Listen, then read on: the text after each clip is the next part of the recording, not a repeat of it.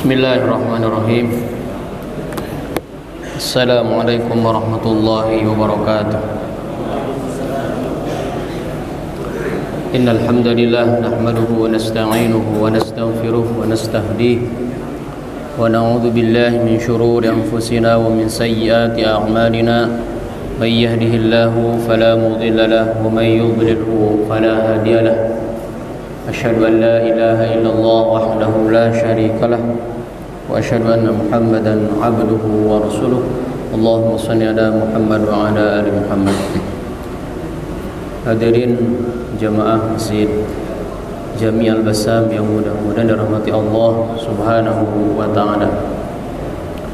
Alhamdulillah pada hari ini kita masih diberi kesempatan oleh Allah Subhanahu wa taala untuk bisa menghadiri kajian rutin ba'da zuhur. Insyaallah kita akan melanjutkan pembahasan kitab Riyadhus Shalihin. Hadirin rahimakumullah, mudah-mudahan kita semuanya diberikan Allah Subhanahu wa taala keberkahan umur, kesehatan badan, dan juga kemudahan dalam menjalankan semua pekerjaan kita. Kita bisa amanah dalam menjalankan tugas yang diberikan pesantren untuk kita semuanya. Hadirin rahimakumullah, kita langsung saja ke hadis yang selanjutnya tentang al-khauf. Bab al-khauf, bab tentang takut, rasa takut kita kepada Allah Subhanahu wa taala. Qala al-mu'allif rahimahullahu taala wa nafa'ana bi rumihi amin ya Allah ya rabbal alamin. An-Nu'man bin Bashir radhiyallahu anhu qala Rasulullah sallallahu alaihi wasallam, Inna ahwan ahlin nari adzaban yaumal qiyamati la rajulun yudha'u fi akhmasi qadamayhi jamratan yugli minhuma dimaghuhu ma yara anna ahadan ashaddu minhu adzaban wa innahu la ahwanuhum adzaban. Hadis ini tidak begitu panjang, bahwasanya hadis ini diriwayatkan oleh Nu'man bin Bashir. Rasulullah SAW bersabda, sesungguhnya inna ahwana ahlin nar, sesungguhnya penghuni neraka yang paling ringan. Yang paling ringan apanya? Kenikmatannya atau apanya? Siksaannya.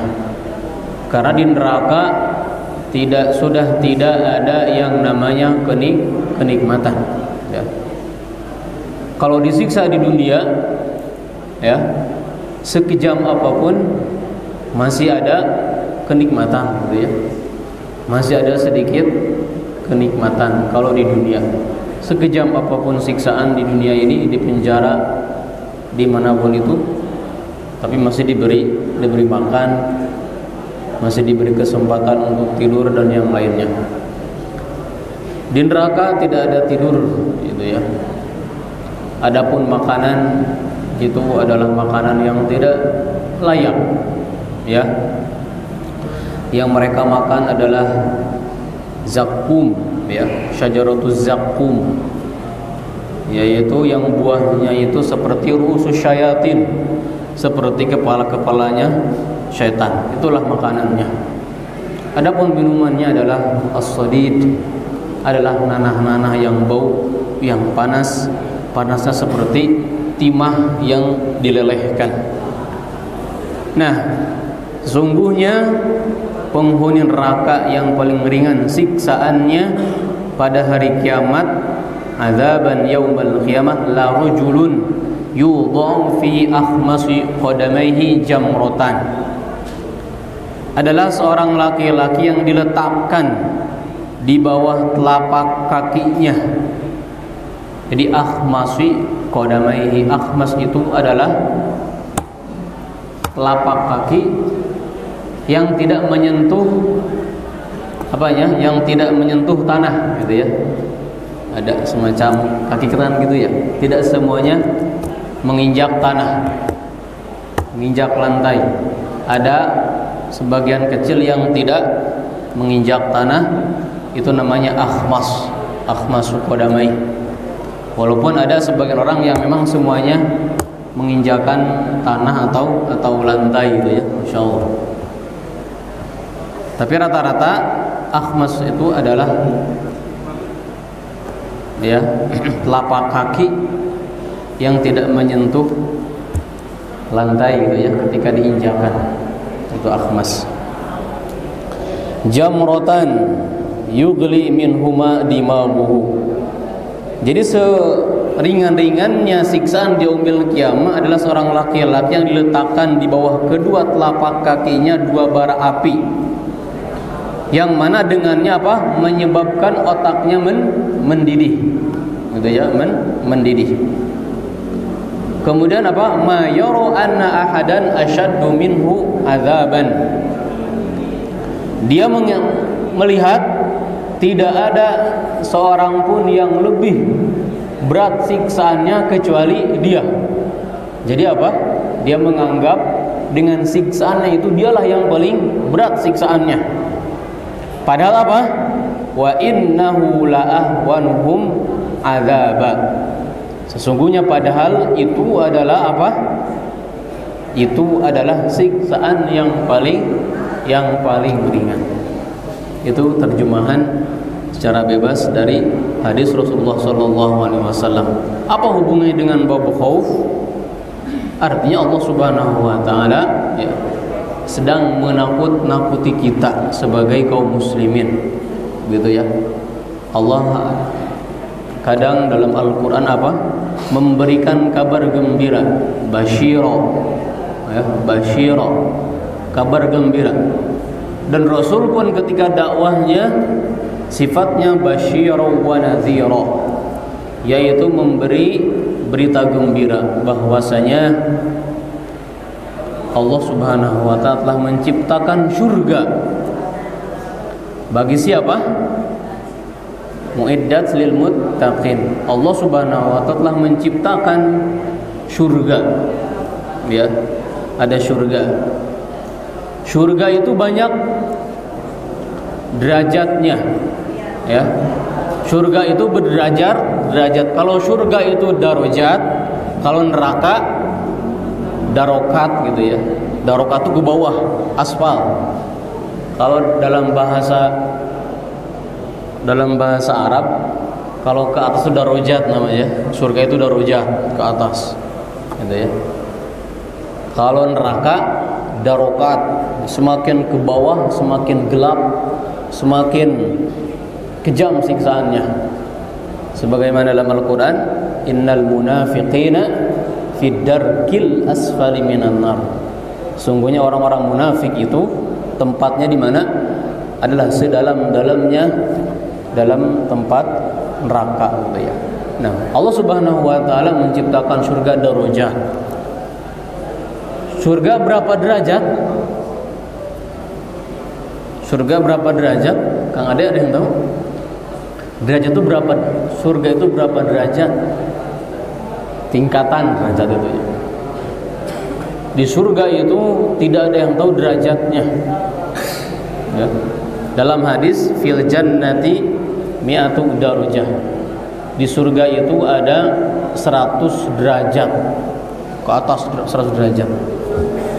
100 derajat.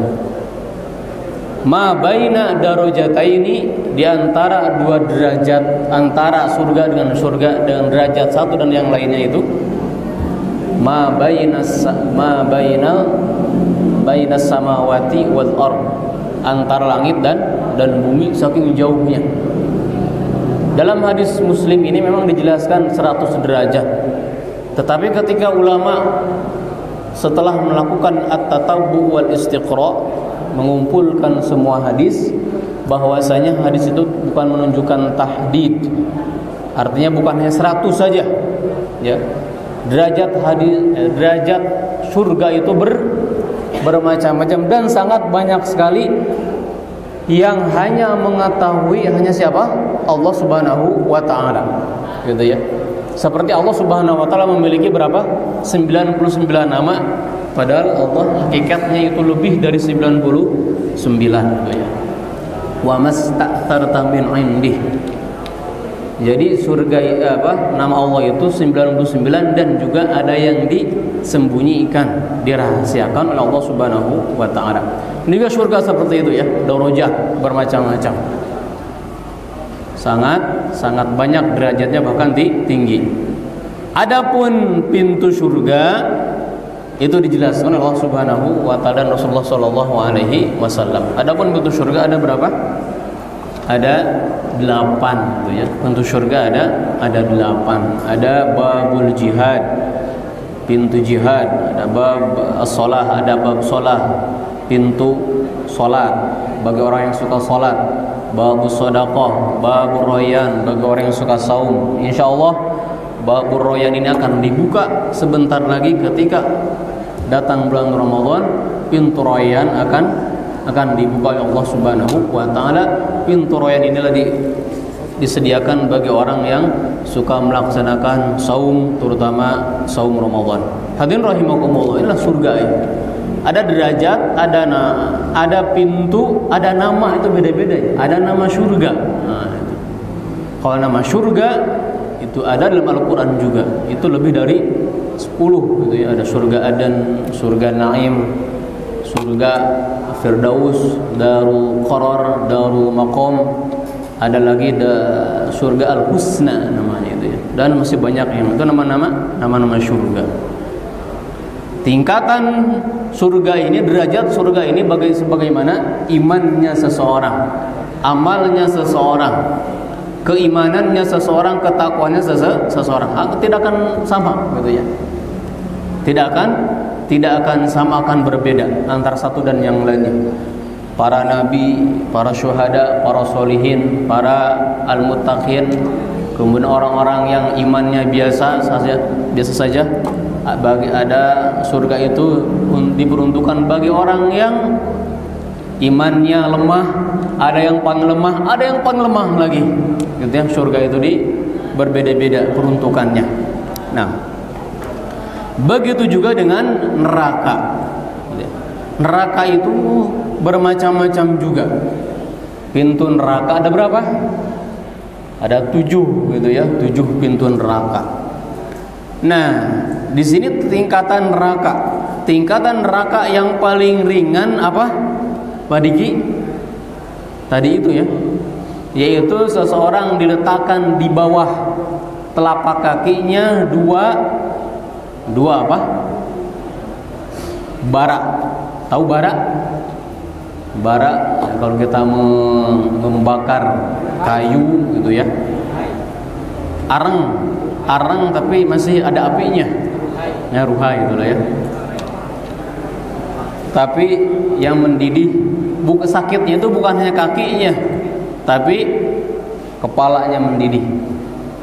Dalam syarah hadis ini bahwasanya hadis ini adalah berkaitan dengan pamannya Rasulullah SAW, yaitu siapa? Abu Talib.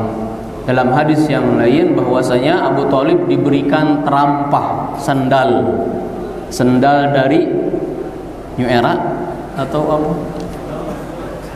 Atau Adidas naik. Bukan, Abu Talib diberikan, nggak tahu apa nama itunya itu ya.